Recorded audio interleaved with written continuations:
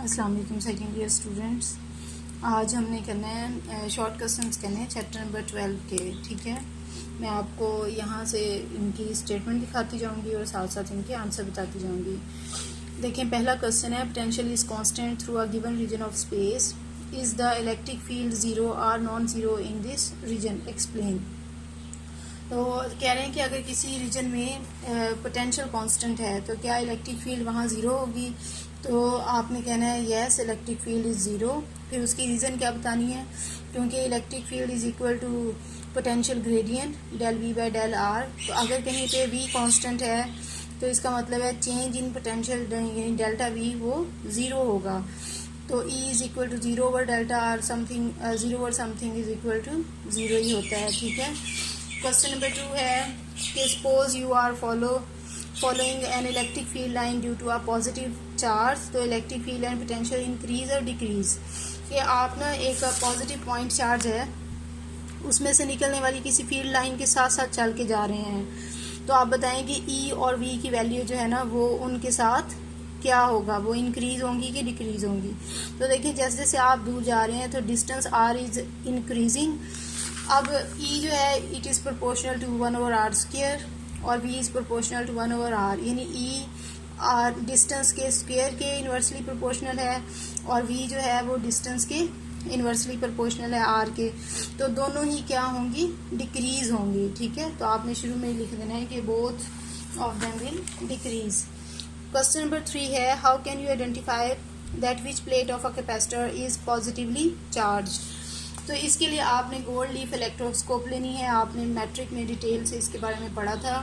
ये जो gold leaf electroscope होती है इसमें ऊपर होती है एक डिस्क, इसके नीचे एक जो है ना रॉड होती है, ये कॉपर की बनी होती है, नीचे दो जो है ना गोल्ड के बने हुए दो लीव्स लगे होते हैं।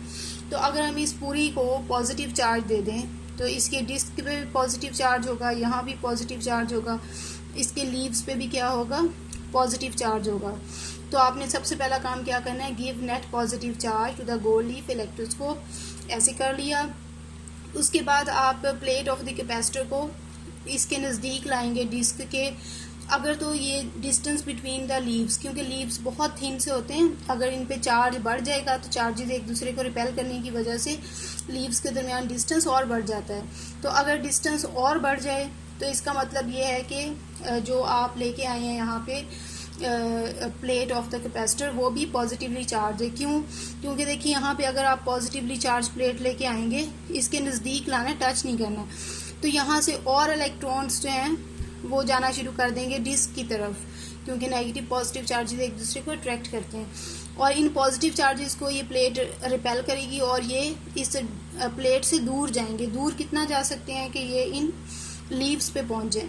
तो लीव्स पे जो पॉजिटिव चार्ज है वो इस वाले से भी ज़्यादा हो जाएगा। जितना पॉजिटिव चार्ज ज़्यादा होगा उतना ये एक दूसरे को, दोनों लीव ज़्यादा रिपेल करेंगे और इनके दरमियान डिस्टेंस जो है वो इंक्रीज हो जाएगा। तो अगर डिस्टेंस डिक्रीज होता है तो इसका मतलब ये है कि प्लेट नेगेटिवली चार्ज है। ठीक है, उसके बाद है कि आपने बताना है, क्वेश्चन नंबर 4 है कि आपने एक पॉजिटिव पॉइंट चार्ज को दो सिमिलर और इक्वल चार्ज प्लेट्स के दरमियान में रखा है या फिर आपने ऑपोजिटली चार्ज प्लेट्स के दरमियान में रखा है, तो what will be the electric force. तो देखिए अगर आपने दो जो है सिमिलर चार्जेस लिए हैं, जैसे दो चार्ज प्लेट्स हैं पॉजिटिव, इनके सेंटर पे आप पॉजिटिव चार्ज को रखते हैं तो there will be no force acting on this positive charge, क्योंकि जितनी फोर्स से ये पॉजिटिव प्लेट इसको रिपेल करेगी उतनी ही फोर्स से ये पॉजिटिव प्लेट इसको रिपेल करेगी। तो जो नेट फोर्स होगी वो क्या हो जाएगी, ज़ीरो, क्योंकि ये दोनों फोर्सेज इक्वल और ऑपोजिट होंगी। अगर ऑपोजिट चार्जेस हम यहाँ पे रखते हैं तो फिर according to the formula F is equal to Q, E के बराबर फोर्स एक्ट करेगी इस चार्ज के ऊपर। ठीक है, अच्छा उसके बाद क्वेश्चन नंबर 5 है, ये मैंने आप लोगों को पहले भी बताया था जब हमने टॉपिक पढ़ा था कि electric lines of force never cross bye. It is very very important short question जो कि यूँ कह लें हमेशा पेपर में आता है। तो आपने पढ़ा था कि जो tangent on the field line होता है it gives the direction of electric field. तो अगर दो लाइन्स एक दूसरे को क्रॉस कर रही हैं तो इसका मतलब है at the point of intersection हम दो टेंजेंट्स ड्रॉ कर सकते हैं।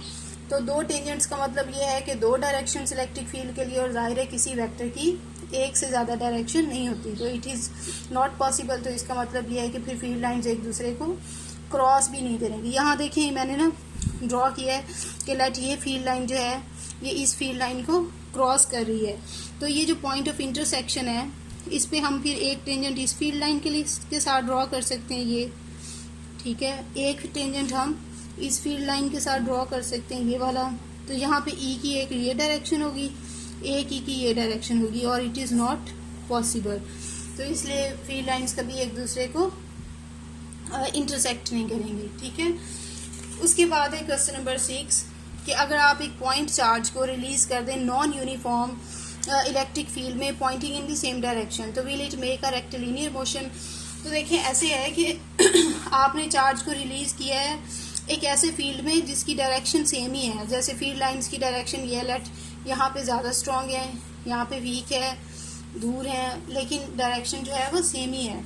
तो अगर ऐसा है तो क्या ये फील्ड लाइंस जो फील्ड है ये चार्ज को डिफ्लेक्ट भी कर सकता है? तो नहीं कर सकता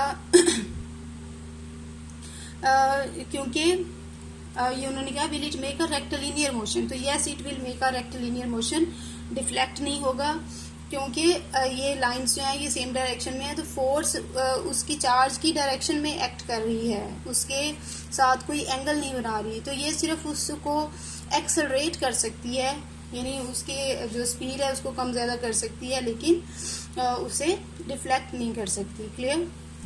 उसके बाद है कि आपके पास है 12.7 एक रबर बैलून है आपके पास, उसके ऊपर आपने यूनिफॉर्म चार्ज दिया हुआ है। तो क्या रबर बैलून के इनसाइड ई को 0 होना चाहिए? ये स्टेटमेंट है 7th क्वेश्चन की। तो देखिए ये गॉसेस लॉ की जो फर्स्ट एप्लीकेशन है सेम वही है कि बैलून के सरफेस पे पॉजिटिव चार्ज है, आप उसके इनसाइड यहाँ पे ई की वैल्यू पता लगाना चाहते हैं कि कितनी है। तो आप क्या करें, एक गॉसियन सरफेस ले लें, वो भी स्फीयर की फॉर्म में, उसके इनसाइड ये डॉटेड लाइंस मैंने शो की है। इस तरह के गॉसियन सरफेस का रेडियस इस बैलून के रेडियस से कम हो। तो आप गॉसियस लॉ अप्लाई कर दें, फाई 1/ε0 इंटू क्यू है। यहाँ चार्ज इनसाइड द बैलून क्या है? 0। तो फ्लक्स भी क्या होगा? 0 होगा, ठीक है। अब अगर फ्लक्स 0 है तो फ्लक्स को हम ई डॉट ई पे लिखते हैं, E dot A should be equal to 0।